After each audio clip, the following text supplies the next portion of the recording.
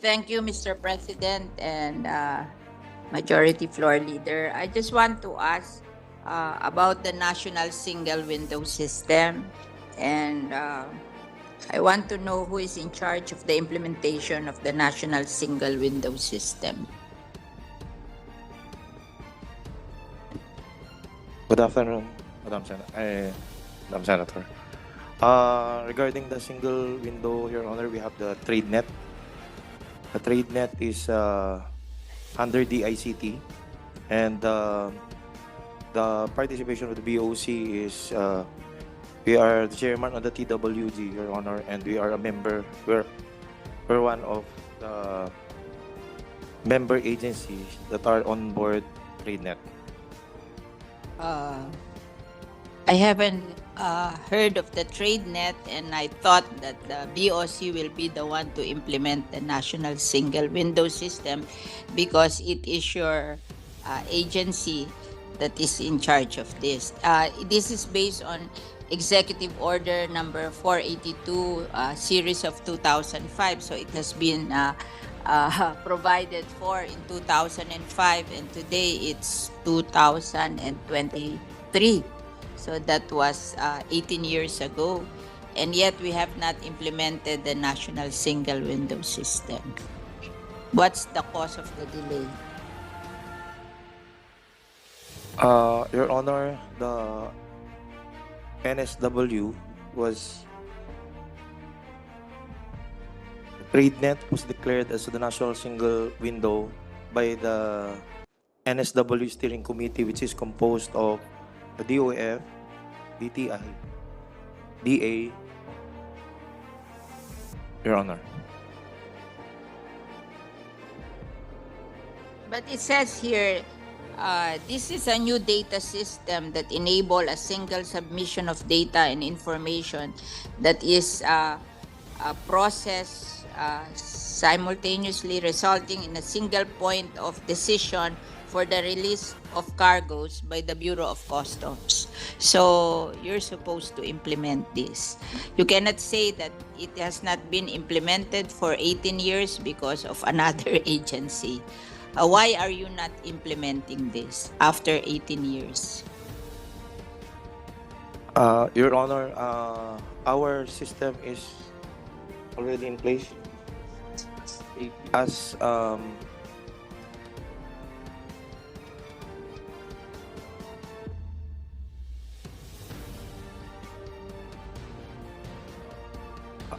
Your Honor, the BOC is the head of the technical working group, but the one in charge for the infrastructure and system development is the ICT, Your Honor. But this system is supposed to solve the problem of smuggling in the Philippines in the Bureau of Customs.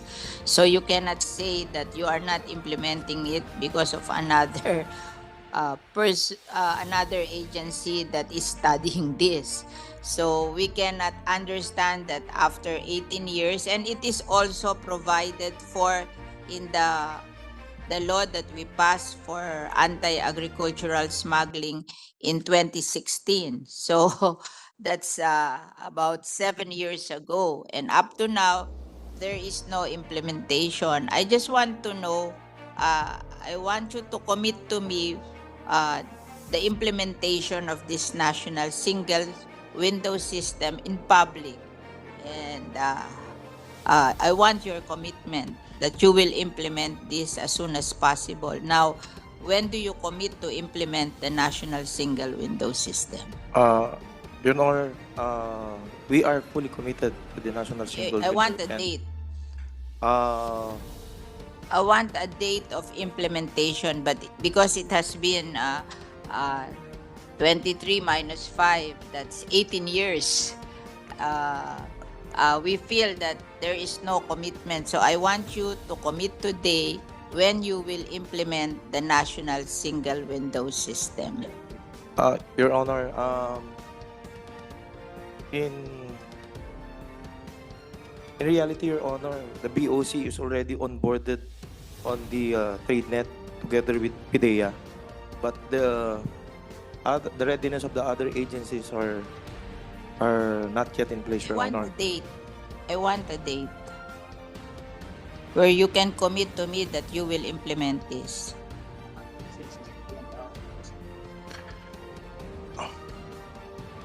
Uh, Your Honor, as far as the BOC is concerned, Your Honor, we want to to we want the implementation of Yeah, you want the the national single window. implementation, but I want a date that you I commit to the public that you're going to implement this. Give me a date, and this will be over.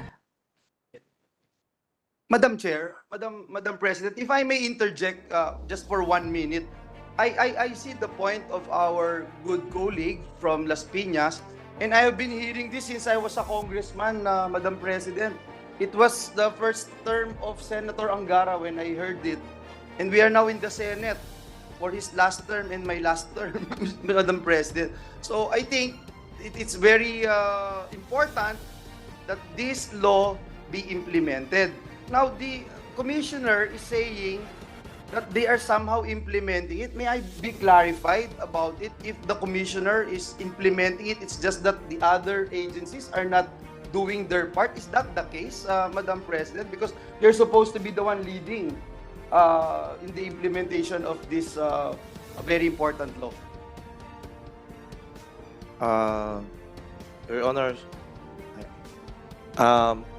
yes, the trade net came to be because of a legal impediment. That was because of an injunction filed against BOC. So Who filed the injunction, Mr. President? There's no, we didn't hear of any injunction against the national single window system. it was filed by one of the bidders of the national single window, Your Honor. And there was an injunction. So it was transferred to DOF, Your Honor, for the implementation, and the infrastructure and the system development was with the ICT, Your Honor. But it is for the Bureau of Customs. You cannot say that the DICT is not the one implementing it. If you want to implement it, you will do it yourself because it is for the Bureau of Customs, not for DICT or for DOF. Because we're always discussing about this anti-agricultural smuggling. And we believe that the implementation of this national single window system will greatly decrease the smuggling in the Philippines. And we're very disappointed because we passed the Agricultural Smuggling Act in 2016. And after 7 years, nobody has gone to prison because of agricultural smuggling. That's why I'm asking you, what happened to the implementation of the national single window system?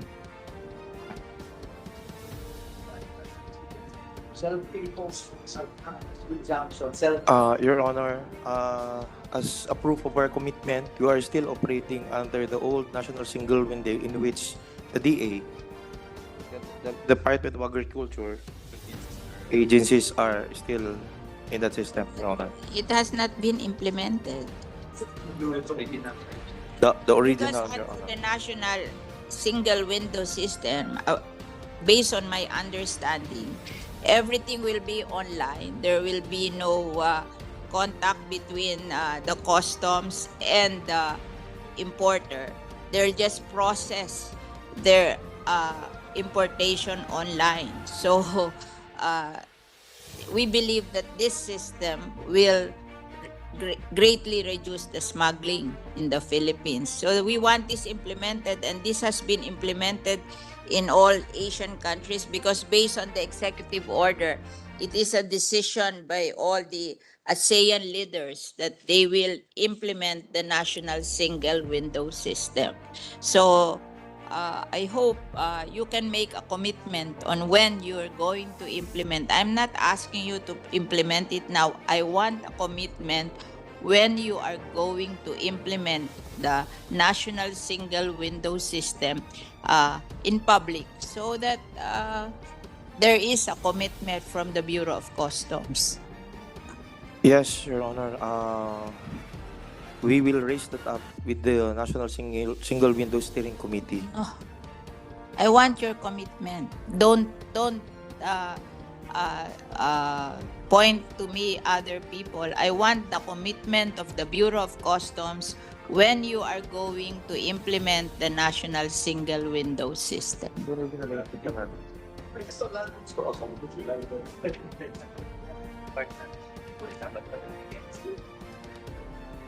Your Honor, on our part of the BOC, our system is already connected with the TradeNet.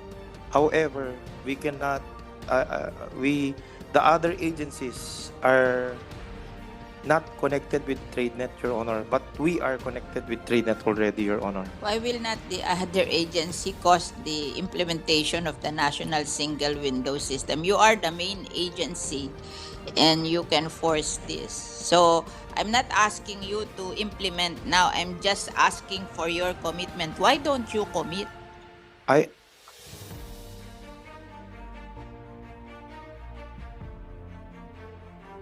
I cannot commit the onboarding of the other agencies, Your Honor. But on the BOC side, Your Honor, we are already connected with the TradeNet.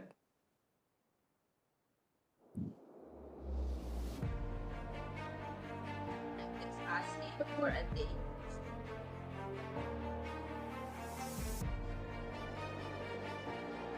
Session suspended.